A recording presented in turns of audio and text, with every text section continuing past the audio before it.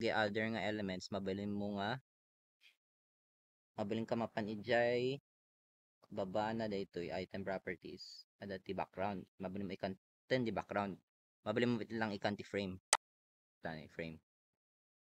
Now next nga kailangan ket grid.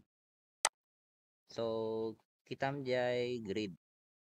Apay nga kailangan di grid because kailangan iti i-press mo dito yung plus and then modify grid. Kailangan gamit ti coordinates.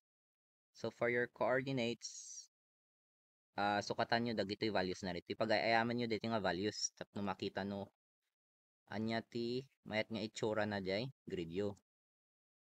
No 5 ti kabel ko ta, kasta ti itsura na. What if 1 ti kabel ko di grid? So kas nagsubli di grid, pang ka lang di grid, and then modify grid. So katak iti 2. Itsura na. Oh, 2. Medyo mas may mayat adadong ako adadong nga line. Nung pangit nga kitan di line.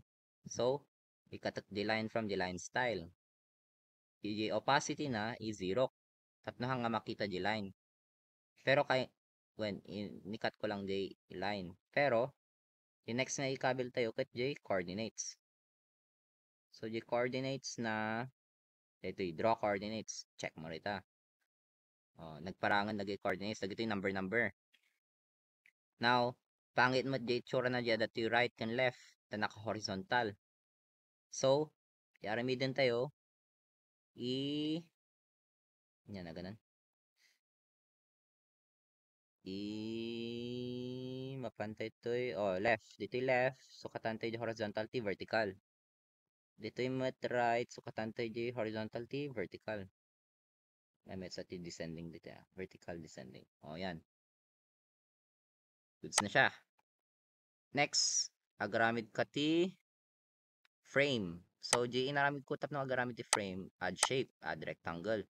Make sure ko lang han unay nga umigid. Tanong umigid la unay hanto nga ma-print dito size type kot A4. So kitan tayo di layout. Pagkitaan dito right click mo dito page properties A4 dito ni A4. Make sure na naka A4. So ilabas mo gamit di rectangle hanto nga makita. Ay hanto nga ma-print makat. So yan. Bahala kayo to di size di rectangle yo. And then nakaluban di mapen. So di armidem mo lang jay likod. Dito from here. So no ingatom makaluban. No ibabam ada jay likoden. Now agarami nakmanen ti agarami nakmanen ti frame. Ada item. Add shape. Awantin baga ni sir nga format nga suruton tayo. Pero jay surutok nga format jay narami tayo di jay anya na ganun. Jay irrigation. Yan. Bahala kayo to jay pinagkability shape yo. Tapos jay last na katikakiti. Basta na. Then nakayon to timang i-fix yun to dagitoy banking. Tapos no ikakiti line na mati pa. Since awan ti line gamin mismo, rectangle na lang usar add shape. So use your creativity na lang. Tapno agduwa dito Tapos di may sakit. Duwa mat add shape. Or I think mabalin ti copy paste. Copy paste. Yan. Control C, Control V, copy paste. Yan. And then oops. Yan. Yan. And then kahit ko ikanti line dito so di arami add shape na. Pero kastoy ko ayan. Basta sit ko tap na kasla line.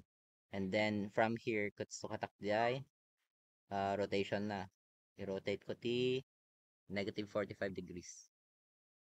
Di ba?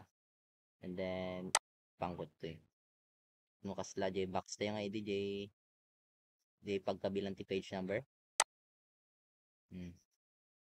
Then, dakayon tumang simpa-simpa dyan, ipakpakita lang no kasano ikabil.